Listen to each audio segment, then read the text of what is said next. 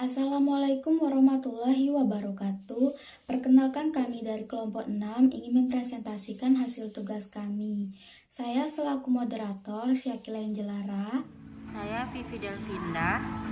Saya Maria Devi Komalasari. Perkenalkan, nama saya M. Farhan Zamzami.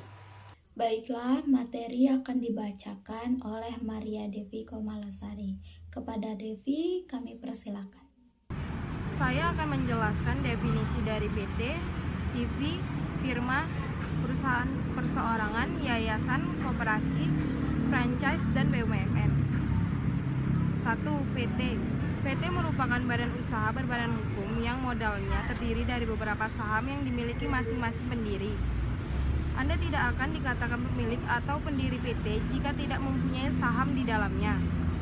CV atau persekutuan komanditer, perusahaan komanditer atau yang biasa disingkat menjadi CV, merupakan perusahaan persekutuan yang didirikan berdasarkan saling percaya.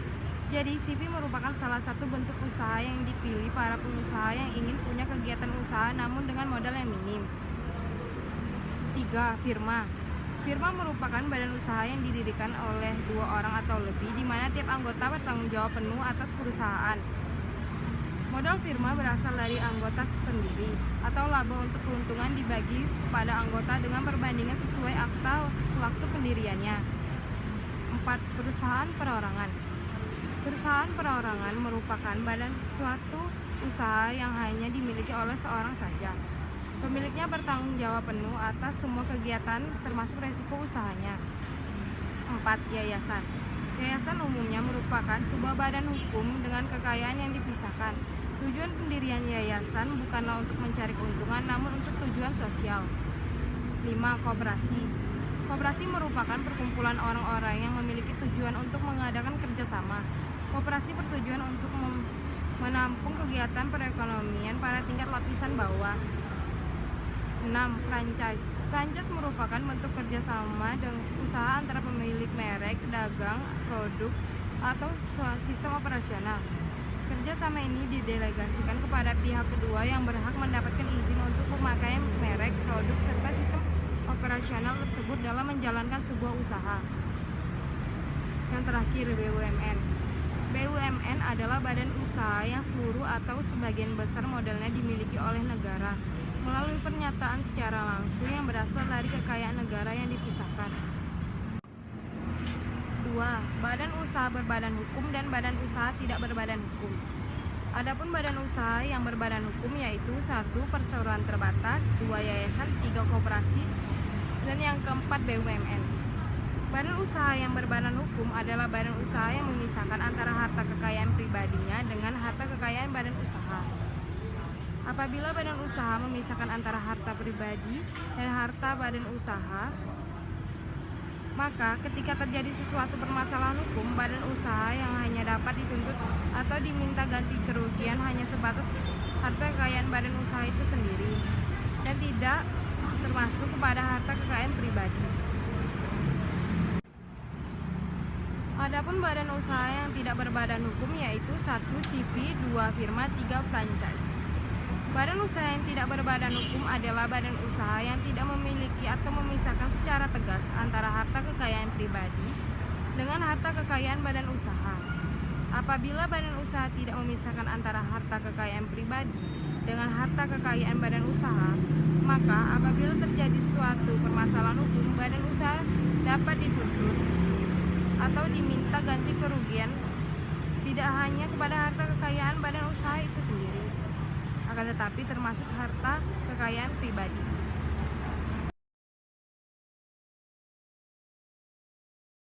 Tiga. Prosedur dan syarat dalam pendirian. Prosedur pendirian PT. 1. Pengajuan nama perseroan terbatas.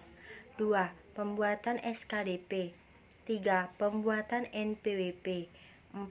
Pembuatan anggaran dasar perseroan. 5. Mengajukan SUEP. 6. Mengajukan tanda daftar perusahaan. 7. Berita acara negara Republik Indonesia. Syarat PT. Pendirian PT minimal 2 orang.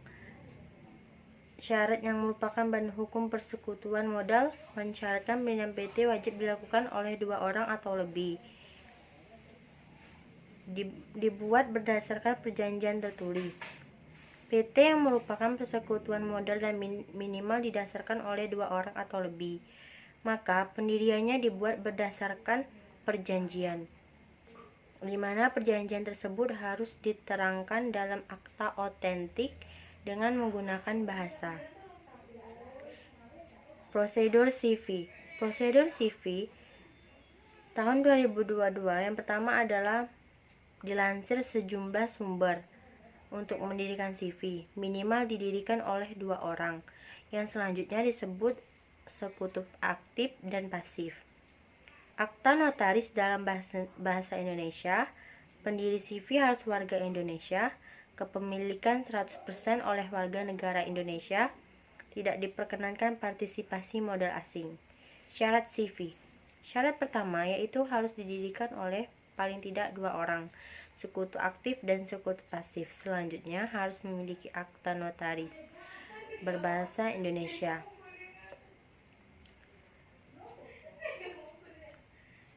Syarat berikutnya tidak diperkenankan adanya partisipasi dari modal asing.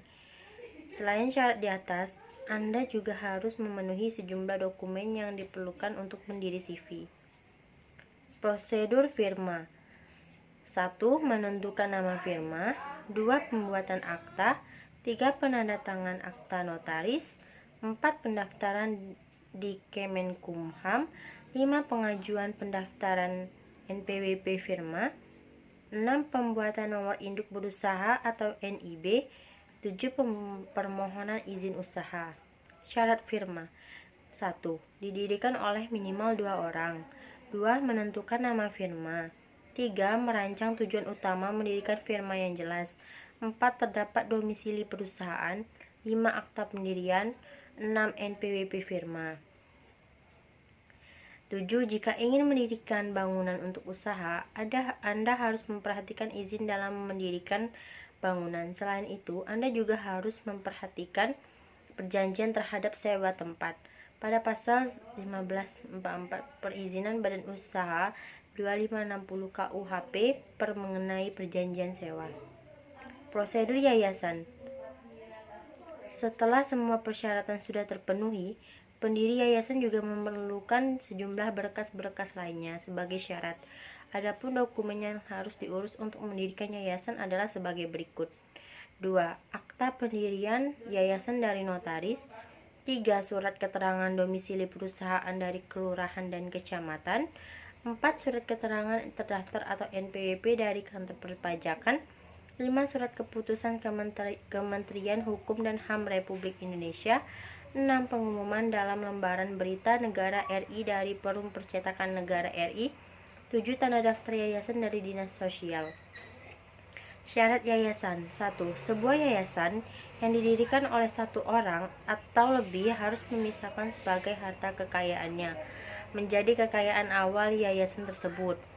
Pendirian yayasan harus dilakukan melalui akta notaris dan dibuat dengan menggunakan bahasa Indonesia.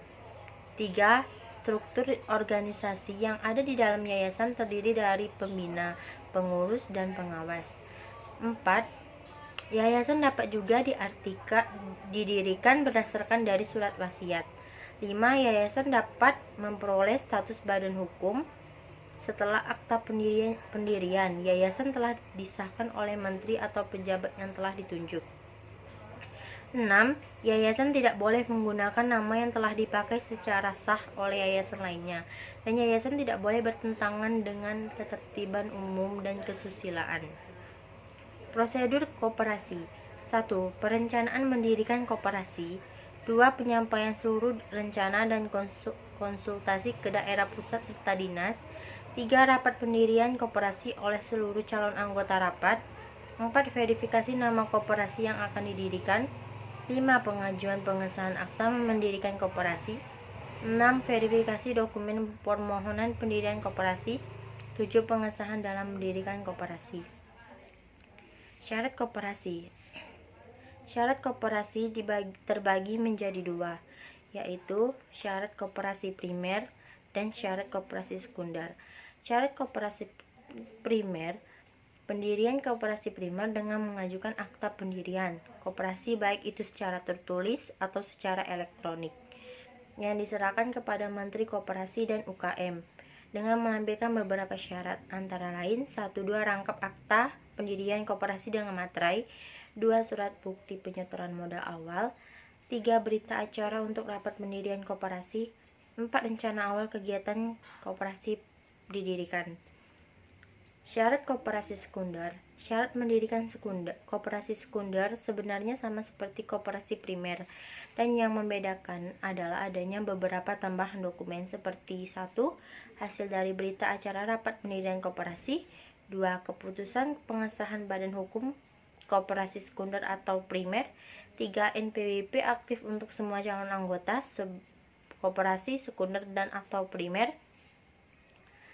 Prosedur franchise. 1. Penyusunan konsep yang matang.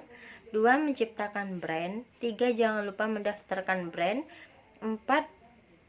Memperkirakan namanya modal kembali. 5. Membuat standar operasional prosedur.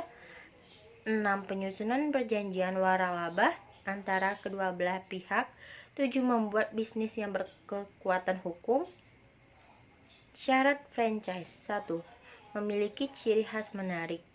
Jika ingin mendirikan usaha franchise, hal pertama yang harus kamu lakukan adalah membuat produk memiliki ciri khas tersendiri. 2. Memiliki catatan keuangan.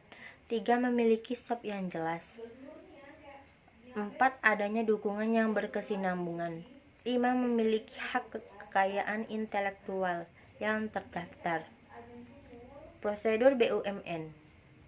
Pembentukan BUMN sebagai akibat dari peleburan Persero dan Perum. Pendirian Persero dilakukan berdasarkan ketentuan peraturan perundang-undangan di bidang perorangan terbatas. Pendirian BUMN ditetapkan dengan peraturan pemerintah. Syarat BUMN. 1. Syarat berdirinya BUMN harus firma. Kedua, Komanditer Venotscape atau CV. 3. Koperasi. 4. Perseroan terbatas atau PT. 4. Kelebihan dan kelemahan 1. PT. Kelebihan PT, modal yang dikumpulkan lebih besar yaitu melalui perjualan saham, lebih mudah untuk melakukan perluasan usaha, didukung oleh modal yang kuat, kemampuan mendapatkan kredit lebih baik didukung oleh kredibilitas perusahaan. Tanggung jawab pemegang saham terbatas, manajemen perusahaan dapat dilakukan dengan baik berdasarkan visi dan misi perusahaan yang jelas. Kelangsungan hidup PT lebih terjamin dengan semakin berkembangnya usaha saham dan dapat diperjualbelikan secara bebas. Kelemahan PT, jual beli saham secara terbatas dapat menimbulkan spekulasi pada kondisi harga saham jatuh. PT yang besar pun bisa terancam bangkrut. Rahasia perusahaan kurang terjamin karena seluruh kegiatan perusahaan harus dilaporkan kepada pemilik modal atau saham. Para pemegang saham kurang peduli terhadap kondisi perusahaan karena lebih mengutamakan perolehan dividen, pajak perusahaan besar, pembagian wewenang dan pengawasan lebih kompleks sehingga membutuhkan manajemen yang kuat. Diperlukan biaya yang relatif karena besar untuk mendirikan dan menjalankan PT. Keputusan tidak dapat diambil dengan cepat karena melibatkan banyak bagian dalam perusahaan. Kelebihan dan kelemahan CV. Kelebihan CV, dalam proses pendiriannya tergolong mudah. Bentuk usaha CV atau persekutuan komanditer umumnya lebih mudah dalam mendapatkan modal perbankan karena lebih dipercaya. Modal yang terkumpul nilainya lebih besar. Sebagai tempat menanam modal, CV atau persekutuan merupakan pilihan cenderung lebih baik. Manajemen dapat terdispersi, kebutuhan modal dapat lebih mudah untuk dipenuhi. Manajemen dalam usaha CV atau persekutuan komanditer mudah untuk berkembang karena posisinya bisa diisi oleh tenaga profesional sehingga pengelolaannya akan menjadi jauh lebih baik. Kemampuan manajemennya lebih besar, resiko dalam pendirian perusahaan ditanggung oleh bersama-sama oleh seluruh sekutu. Kelemahan CV, mudah terjadi konflik antara para sekutu yang terdapat di dalam CV. Sebagian sekutu, yaitu sekutu aktif, memiliki tanggung jawab yang lebih besar dibanding sekutu lainnya, yaitu sekutu pasif atau sekutu komanditer. Kekuasaan dan pengawasannya bersifat kompleks. Apabila terjadi rugi atau perusahaan terbebani oleh hutang, maka semua sekutu bertanggung jawab secara bersama-sama. Sekutu pasif, sekutu komanditer, tidak ikut mengelola perusahaan dan hanya mempercayakan modalnya kepada sekutu komplementer. Operasional dari CV sangat tergantung kepada sekutu aktif, sehingga kelangsungan hidup usaha tidak dapat menentu karena banyaknya tergantung kepada sekutu aktif atau sekutu komplementer selaku kepemimpinan. Kelebihan dan kelemahan firma. Kelebihan firma, pengelolaan lebih profesional dengan adanya pembagian kerja. Pemimpin firma dipilih berdasarkan keahlian masing-masing. Modal relatif lebih besar. Pembagian keuntungan didasarkan perbandingan modal yang dibesarkan. Semua anggota firma bertindak sebagai pemilik perusahaan yang harus aktif mengelola usaha. Lebih mudah meminjam modal karena memiliki akta notaris. Kelemahan firma, tanggung jawab tidak terbatas pada modal, namun termasuk harta pribadi. Jika ada anggota yang melakukan pelanggaran hukum, maka semua anggota firma terkena akibatnya. Kerugian satu anggota akan ditanggung semua. Hak milik perusahaan tidak dapat dipisahkan dari kekayaan pribadi. Jika firma bangkrut, harta pribadi dapat ikut notaris. Dapat menimbulkan perselisihan jika pembagian keuntungan tidak adil. Kelebihan atau kelemahan perseorangan.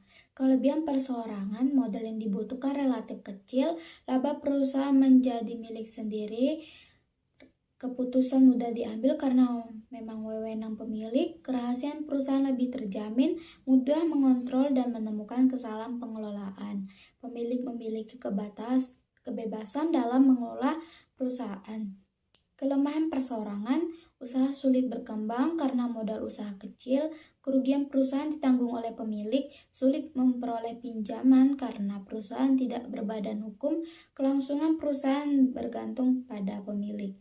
Tanggung jawab tidak terbatas pada modal, artinya harta pribadi pemilik dapat dipakai membayar hutang. Tanggung jawab dan risiko ditanggung sendiri. Kelebihan dan kelemahan koperasi. Kelebihan koperasi mengutamakan kepentingan anggota. Koperasi mementingkan kepentingan seluruh anggota daripada individu. Anggota merupakan syarat utama agar koperasi berjalan lancar. Tanpa adanya anggota, koperasi tidak dapat beroperasi dengan lancar sebagaimana mestinya. Peran anggota sebagai produsen atau konsumen. Peran ganda anggota yakni sebagai peminjam, konsumen, dan data penyimpan dana produsen. Anggota secara aktif harus melakukan kedua peran tersebut guna melancarkan kegiatan koperasi agar dapat beroperasi dengan baik. Prinsip sukarela dan terbuka. Anggota yang terhimpun dalam koperasi bergabung atas dasar sukarela atau dasar keinginannya sendiri, tanpa ada paksaan dari siapapun. Koperasi juga terbuka bagi siapa saja yang ingin bergabung dengan tujuan memperbaiki taraf hidupnya. Perolehan laba dikelola untuk kepentingan anggota. Prinsip pengelolaan koperasi adalah menumpuk sisa hasil usaha atau laba yang diperoleh. Hal tersebut nantinya dibagi secara adil dan merata kepada para anggotanya.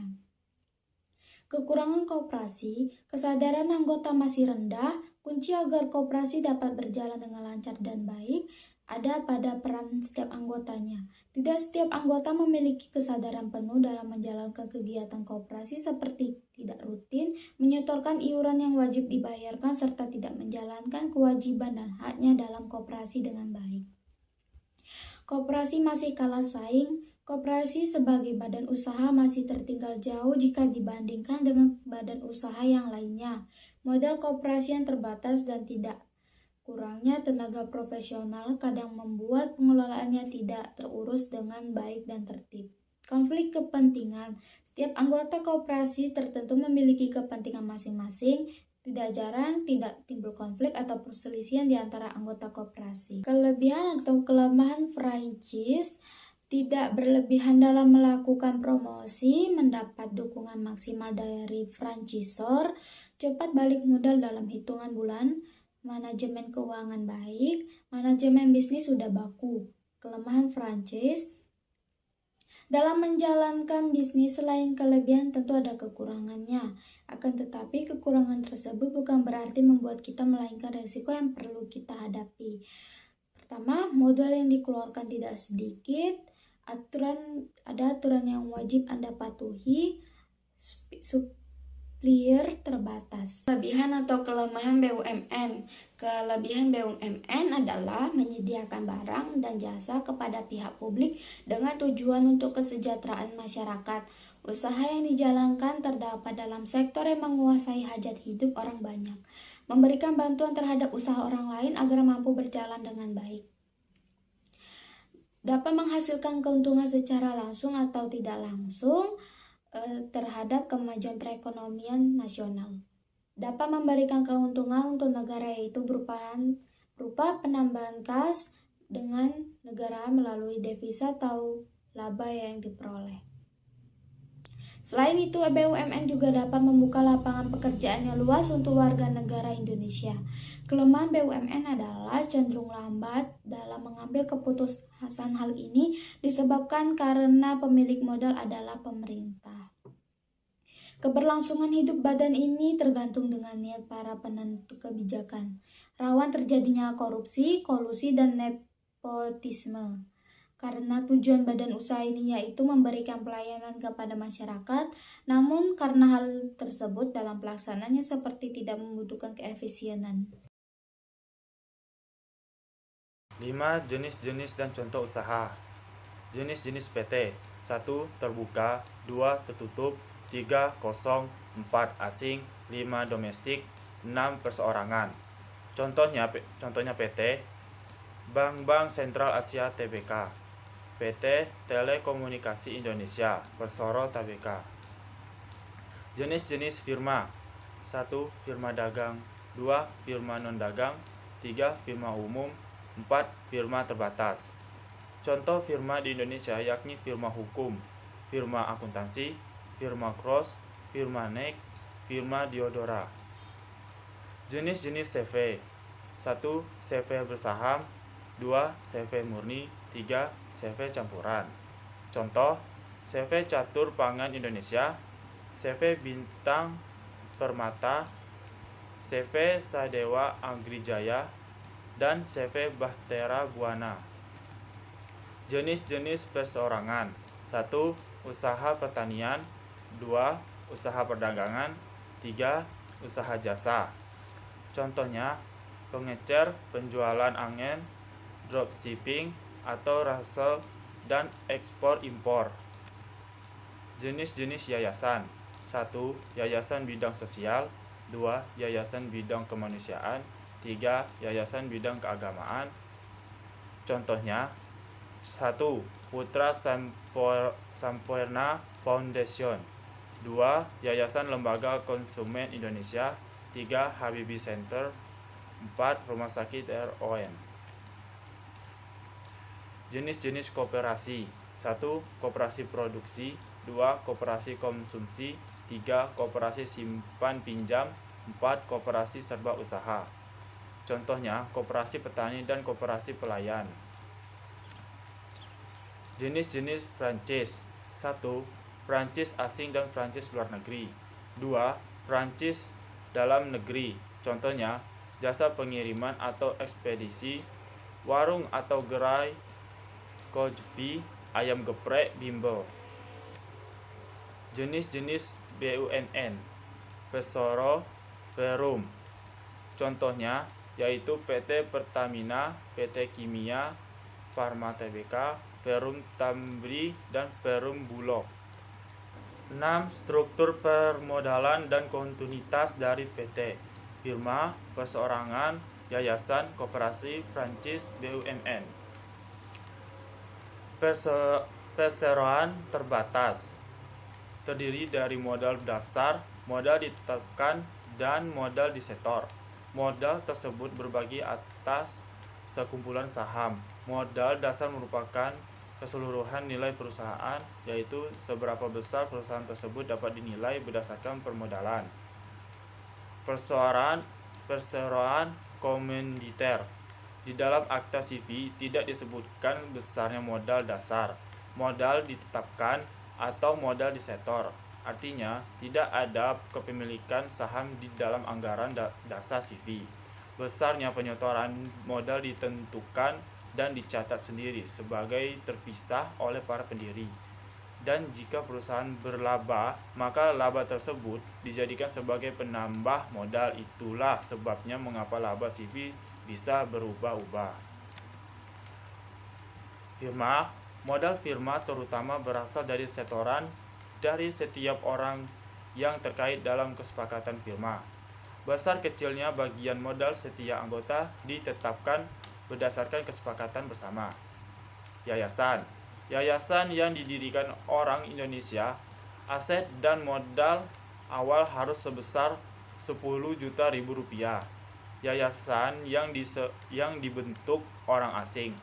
Total aset dan modal awal harus mencapai 100 juta ribu rupiah. Aset dan modal awal ini dapat berupa uang atau aset lain seperti properti dan peralatan yang digunakan untuk kegiatan operasional yayasan. Koperasi. Modal koperasi berasal dari dua sumber, yaitu sumber eksternal dan sumber internal. Sumber internal, simpanan pokok, simpanan wajib, simpanan suka, rela, dan cadangan. Sumber eksternal, hibah, pinjaman, sumber lain yang sah. Franchise. Dalam bisnis dengan model ini, ada beberapa hal yang perlu dipahami. Yang pertama adalah pengeluaran atau bisa disebut franchisor. Penerima waralaba atau franchise fee atau biaya pembelian franchise serta royal fee. BUMN. BUMN adalah badan usaha yang seluruh atau sebagian besar modalnya dimiliki oleh negara melalui penyertaan secara langsung yang berasal dari kekayaan negara yang dipisahkan. Persero adalah BUMN yang berbentuk perseroan terbatas yang modalnya terbagi dalam saham yang seluruhnya atau sedikitnya 51%. Sahamnya dimiliki oleh negara Republik Indonesia yang tujuan utamanya mengejar keuntungan. Perusahaan umum Perum adalah BUMN yang seluruh modalnya dimiliki negara dan tidak terbagi atas saham yang bertujuan untuk kemanfaatan umum berupa penyediaan barang dan atau jasa yang bermutu tinggi dan sekaligus mengejar keuntungan berdasarkan prinsip pengelolaan perusahaan. Baiklah, hasil kerja kelompok kami telah dipresentasikan. Mohon maaf jika ada kekurangan. Apabila teman-teman ingin bertanya, silakan tanya di kolom komentar. Saya sudahi. Wassalamualaikum warahmatullahi wabarakatuh.